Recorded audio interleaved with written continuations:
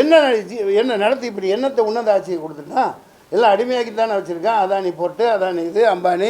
இந்த கோழி இல்லை, கோழி ஜிஎஸ்டின்னு போட்டு அதுக்கு உதாரணம் சொன்னால் அதான் இங்கே படித்தேன். ஃபுல்லாக எல்லா முடியும் பிச்சுட்டு, எல்லாம் ஒரு சேவலில் உள்ள ஒட்டு மொழி எல்லாத்தையும் இறக்கையை பிச்சுட்டு கீழே போட்டவுடனே 4 தானியத்தை எடுத்து போட்டால் அது நகர்ந்துக்கிட்டே வந்து கொத்தி திங்கும். இங்கே பார், ஜிஎஸ்டியில் குறைச்சிட்டேன், ஜிஎஸ்டியில் உங்களுக்கு குறைச்சிட்டேன், வரி போடுவாங்களாம், வரி மேலே வரி போடுவாங்களாம். டோல்கேட்டு லட்சக்கணக்காக கோடி ஆயிரம் கோடிக்கு கொள்ளையடிச்சு நிதின் கட்கரி இங்கே ஒரு கல்யாணம் லட்சம் கோடியில் நடத்துகிறாங்க. இதுதானே நடக்குது. அதானி அம்பானி காலில் போய் கொட்டிக்கிட்டு எல்லாத்தையும் அவங்களோட அஜெண்டா அந்த பஞ்சதந்திர கதைப்படி அவங்க ஆட்சியை நடத்திட்டு இருக்காங்க. போட்டு உருட்டுறது புரட்டுறது, மக்களை அடிமையாக தான் வச்சுருப்பாங்க, படிக்க விட மாட்டாங்க.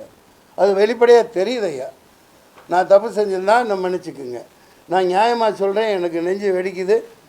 ஆமாம், எந்த கட்சியாக இருந்தாலும் சரி, பிஜேபி ஆதரிக்கிற கூட்டணியில் இருக்கிற அனைத்தும் பாசிச சக்திகள் தமிழ்நாட்டுக்கு உதவாது.